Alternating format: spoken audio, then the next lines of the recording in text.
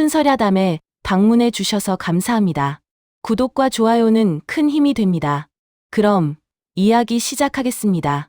조선 중종 20년 한양에서 사흘 거리에 있는 청주 고을. 이곳에 한 여인이 살고 있었습니다. 윤설아.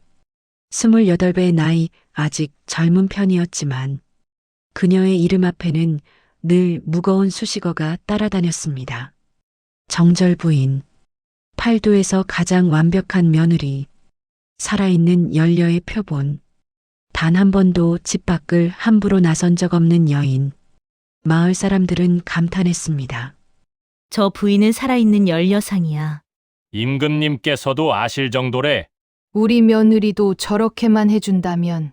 하지만 그들은 몰랐습니다.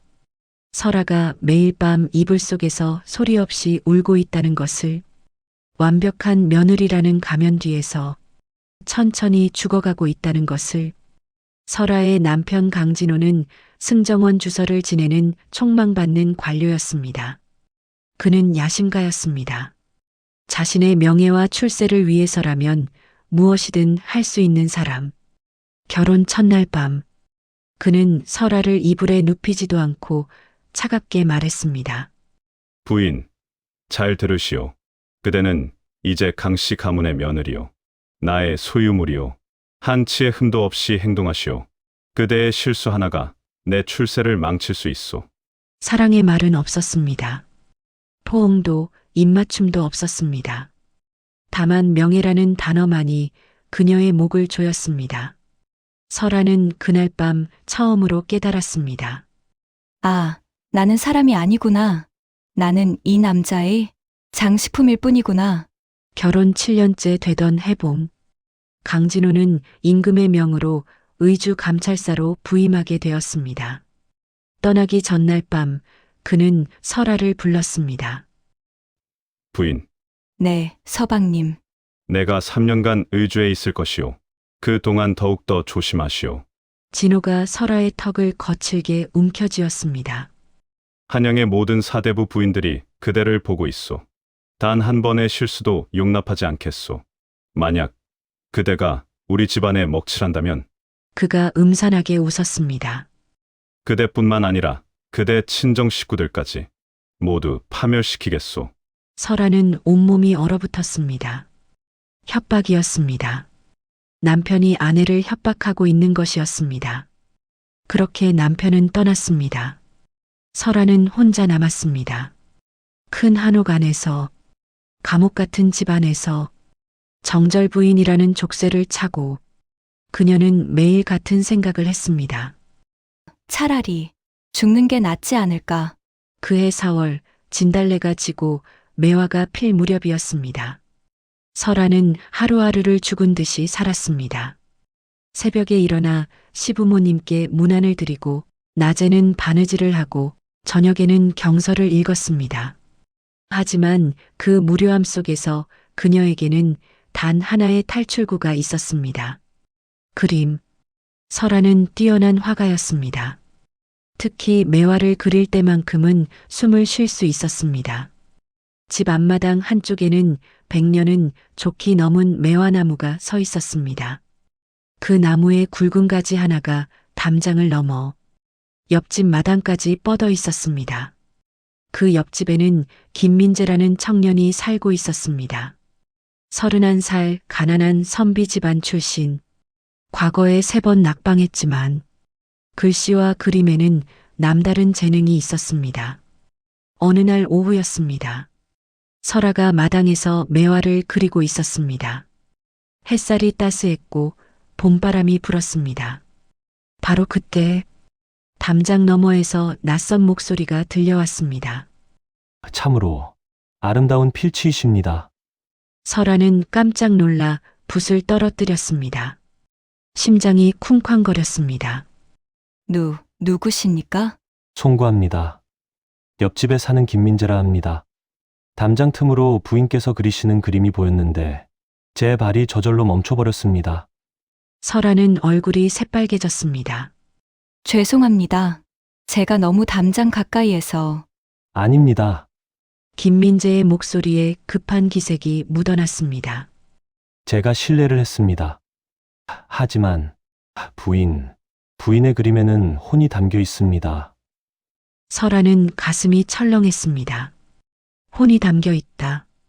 7년간 단 한 사람도 그녀의 그림을 제대로 봐준 사람이 없었습니다.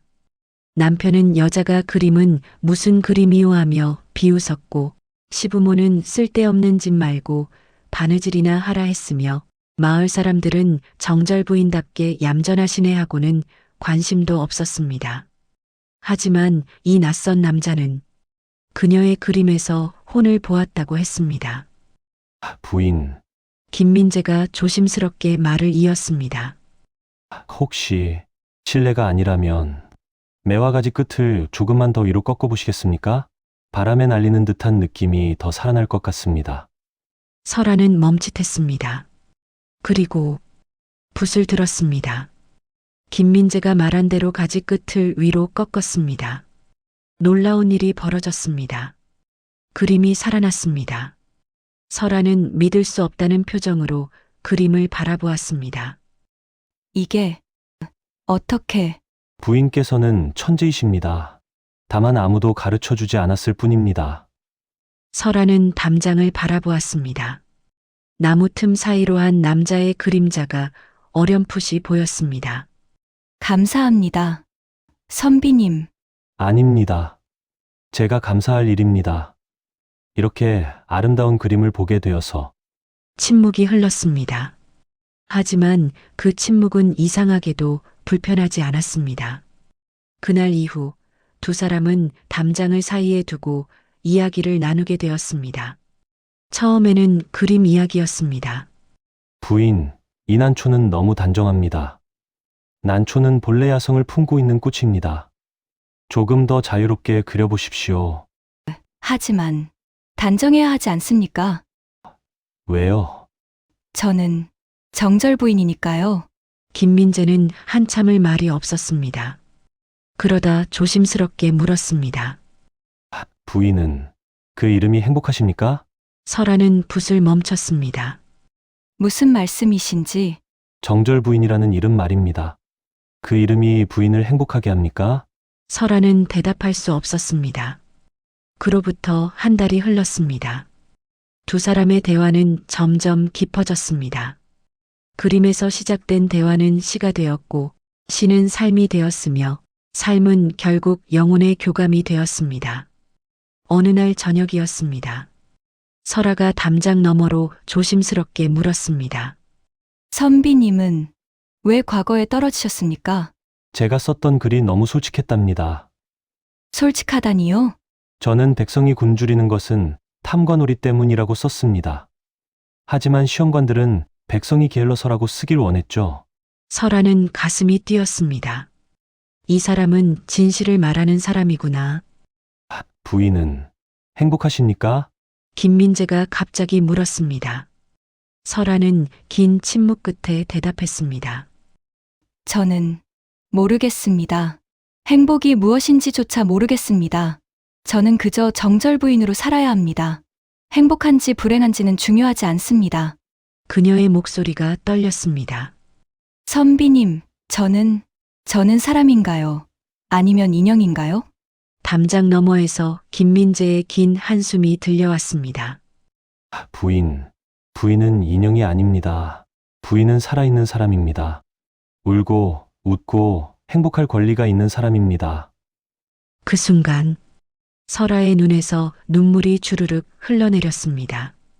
7년 만에 흘리는 진짜 눈물이었습니다. 그의 여름이 깊어갈 무렵 두 사람의 관계는 위험한 선 위에 서 있었습니다. 설아는 알고 있었습니다. 이것이 얼마나 위험한 일인지. 하지만 멈출 수 없었습니다.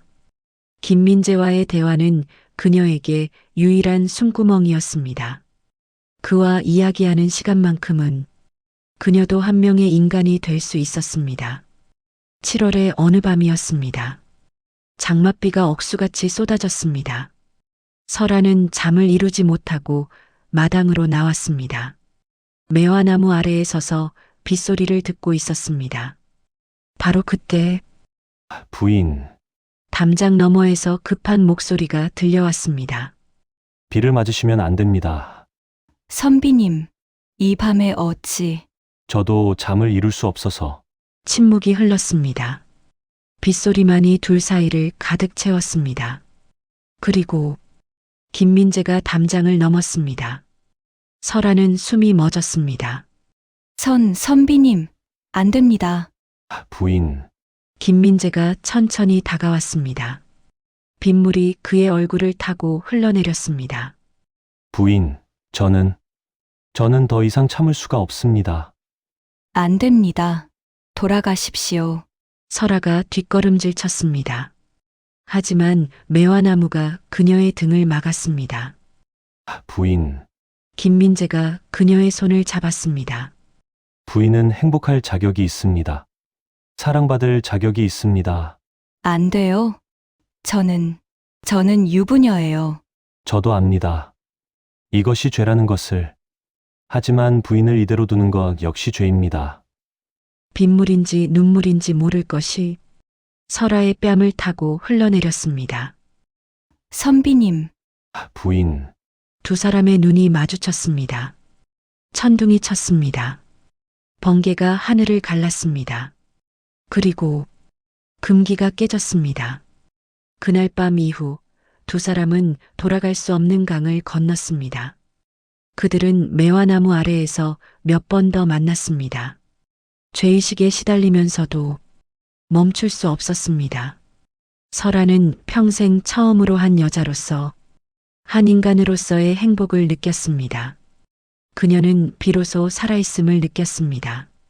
어느 날 밤 김민재가 작은 그림첩을 건넸습니다. 부인, 이것을 받아주십시오. 그 안에는 매화나무를 그린 그림들이 가득했습니다. 하지만 자세히 보면 매화가지의 모양이 암호였습니다. 이것은 우리가 만난 날들을 기록한 것입니다. 김민재가 설명했습니다. 가지가 동쪽으로 뻗으면 보름달이 뜬 날, 서쪽으로 꺾이면 비가 내린 날, 위로 솟으면 별이 빛나던 밤. 우리만의 암호입니다. 설아는 그림첩을 가슴에 꼭 안았습니다. 눈물이 핑 돌았습니다. 고맙습니다. 이 세상에서 저를 이해해주는 단 한 사람. 하지만 그들은 몰랐습니다. 이 그림첩이 훗날 결정적인 증거가 되리라는 것을. 그해 9월, 마을에 이상한 소문이 돌기 시작했습니다. 그것은 과부 박 씨가 우물가에서 던진 한마디에서 시작되었습니다. 윤 부인이 요즘 표정이 밝아 보이던데 그러게 말이야. 뭔가 달라 보여. 혹시 남편이 없는 사이에 소문은 독버섯처럼 퍼져나갔습니다. 밤늦게 마당에서 남자 목소리가 들린다던데 옆집 김선비가 자주 담장 쪽을 어슬렁거린다더라. 어젯밤에는 담장 너머로 옷자락이 보였대. 진실과 거짓이 뒤섞였습니다. 하지만 조선시대에서는 진실 여부가 중요하지 않았습니다. 소문 그 자체가 곧 죄였으니까요. 그 소문은 바람을 타고 한양까지 전해졌습니다. 의주에 있던 강진호의 귀에까지 들어간 것입니다. 날이 청주에서 급보가 왔습니다. 무슨 일이냐? 마님에 관한 좋지 않은 소문이. 심부름꾼이 머뭇거리며 말했습니다. 마님께서 옆집 선비와 진호의 얼굴이 사색이 되었습니다. 아니, 정확히는 새빨갛게 변했습니다. 분노가 아니었습니다. 수치심이었습니다. 나의 명예가, 내 출세가. 그는 이를 갈았습니다. 사흘 후 강진호가 청주로 돌아왔습니다. 그것은 예정보다 2년이나 빠른 귀향이었습니다. 그날 밤 그는 아무 말 없이 저녁을 먹었습니다. 설아는 불안했습니다. 남편의 눈빛이 이상했습니다. 부인, 식사가 끝난 후 진호가 차갑게 말했습니다. 서재로 오시오. 설아는 떨리는 발걸음으로 서재로 향했습니다. 문이 닫혔습니다. 진호는 등을 돌린 채 창밖을 바라보고 있었습니다. 마을에 재미있는 소문이 돌더군. 옆집 김선비와 자주 담소를 나눈다던데. 사실이오? 설아는 얼굴이 하얗게 질렸습니다. 그것은 단지 그림에 대한 이야기였을 뿐입니다. 그림. 진호가 천천히 돌아섰습니다. 그의 얼굴에는 음산한 미소가 걸려 있었습니다. 어디 그 그림이라는 것을 보여주시오. 설아는 떨리는 손으로 그림첩을 꺼냈습니다. 진호는 한 장 한 장 천천히 넘겼습니다. 매화나무, 또 매화나무, 온통 매화나무뿐이었습니다. 하지만 그가 어느 순간 손을 멈췄습니다. 가지의 모양, 비록 그 의미를 정확히 알 수는 없었지만 본능적으로 느낄 수 있었습니다. 이것은 단순한 그림이 아니라는 것을. 이것이 무엇이오? 그저 매화나무를 그린 것입니다. 거짓말 말고. 진호가 그림첩을 집어던졌습니다. 종이들이 공중에서 흩날렸습니다. 이 그림들 속에 뭔가 숨겨져 있어. 내가 바보로 보유?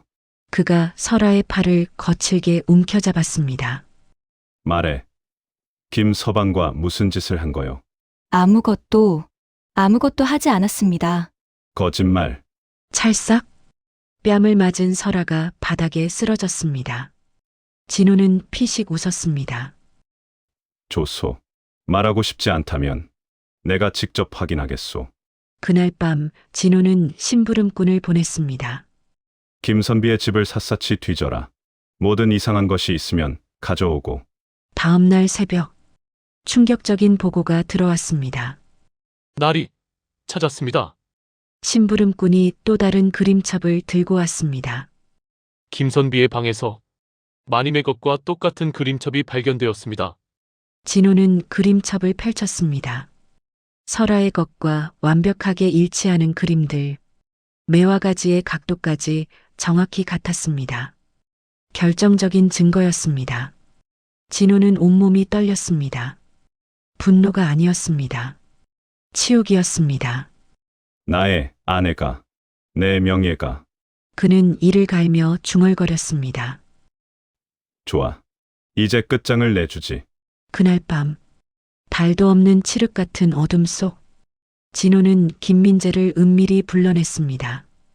장소는 매화나무 아래. 두 사람이 사랑을 나눴던 바로 그곳. 김민재가 나타났습니다.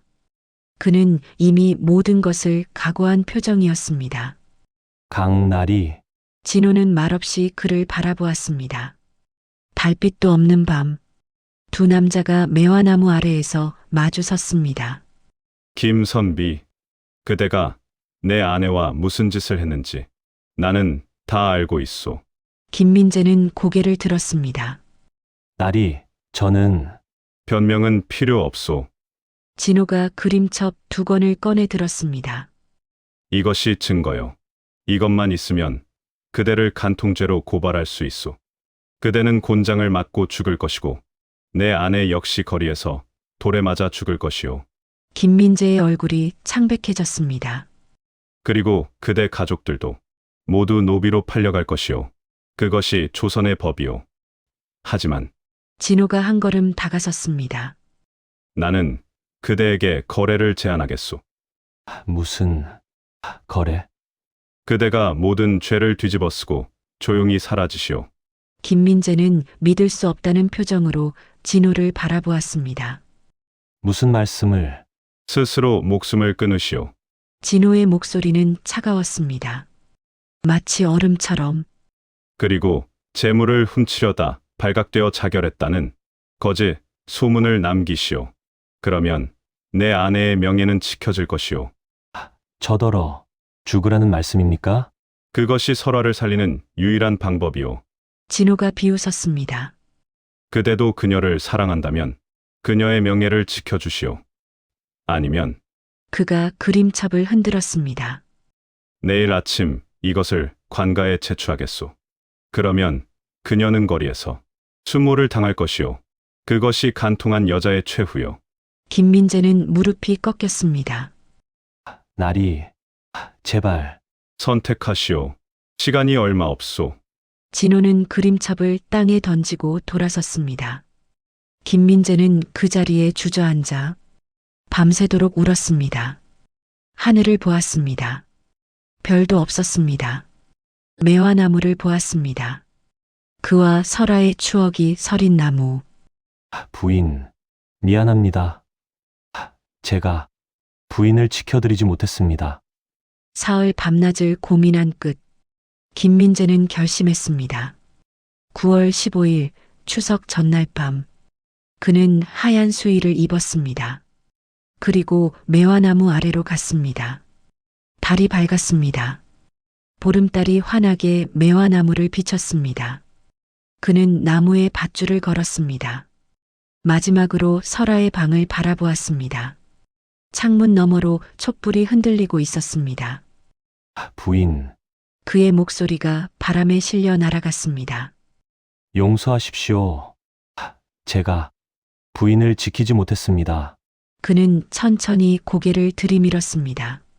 그리고 마지막으로 하늘을 향해 외쳤습니다. 이 매화나무가 우리의 사랑을 영원히 기억하게 하소서.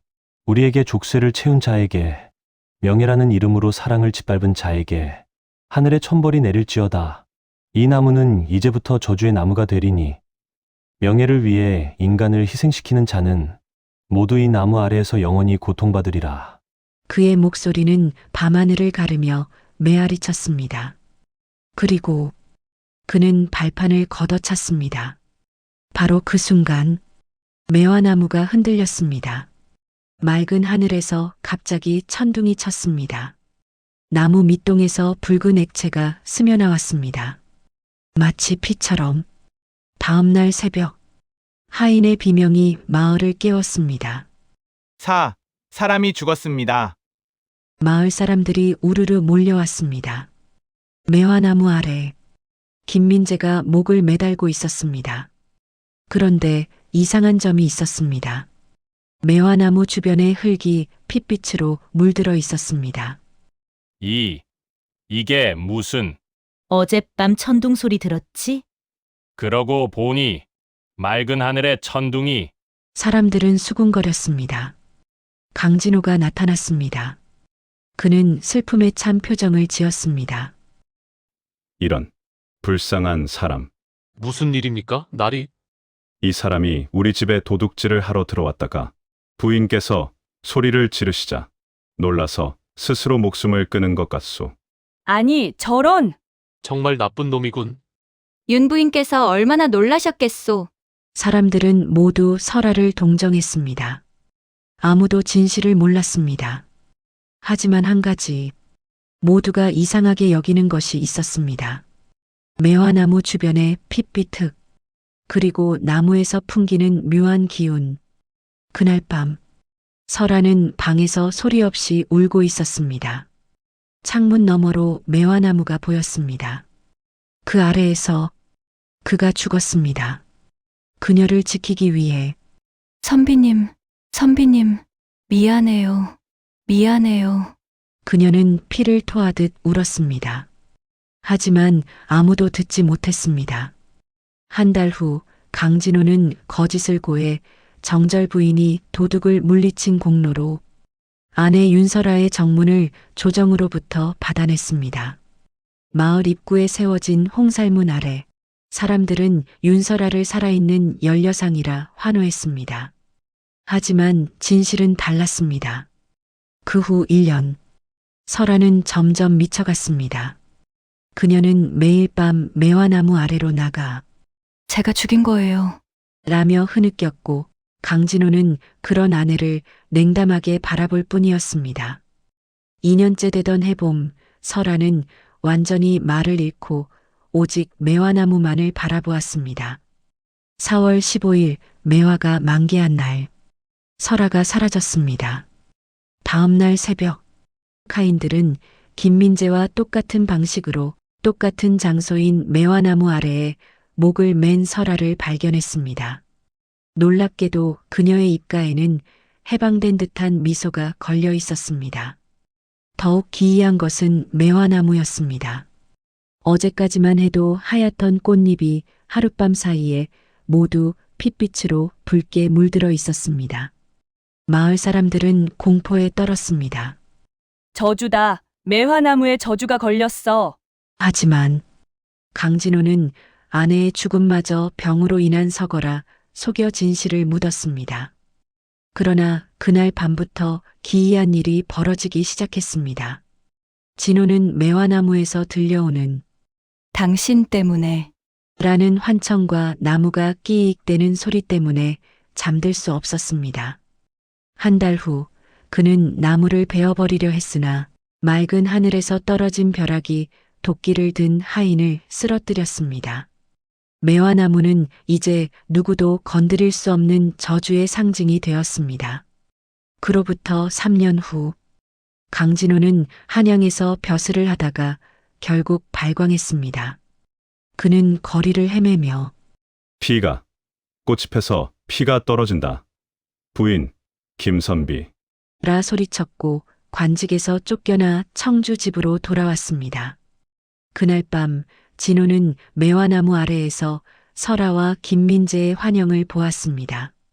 그들은 손을 잡고 조롱하듯 웃으며 말했습니다. 서방님, 명예를 위해 우리를 죽였지요? 그 명예가 이제 나리를 죽일 것입니다. 진호는 비명을 지르며 쓰러졌고 다음 날 아침 매화나무 아래에서 시신으로 발견되었습니다.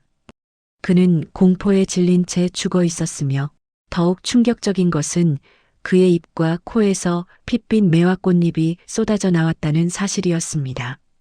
사람들은 경악하며 외쳤습니다. 저주다. 매화나무의 저주다. 200년이 흐른 후 이 매화나무는 산속 깊은 곳에 홀로 남아 핏빛꽃을 피웁니다. 나무는 명예를 위해 사람을 희생시킨 강진호의 파멸을 영원히 기억하고 있습니다. 하지만 이 전설은 이렇게 말합니다.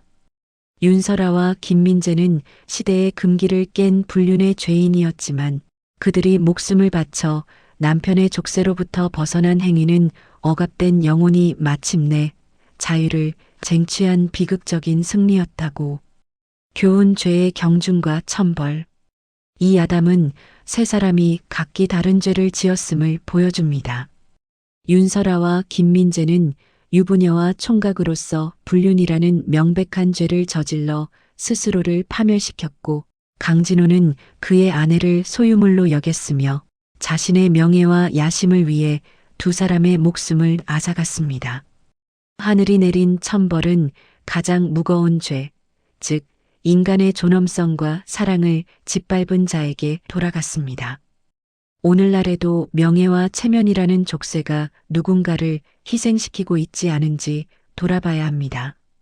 춘설야담이 들려드린 조선의 밤, 핏빛 매화나무 아래 숨겨진 이야기였습니다. 다음 이야기가 궁금하시다면 구독과 알림 설정 부탁드립니다. 시청해 주셔서 감사합니다.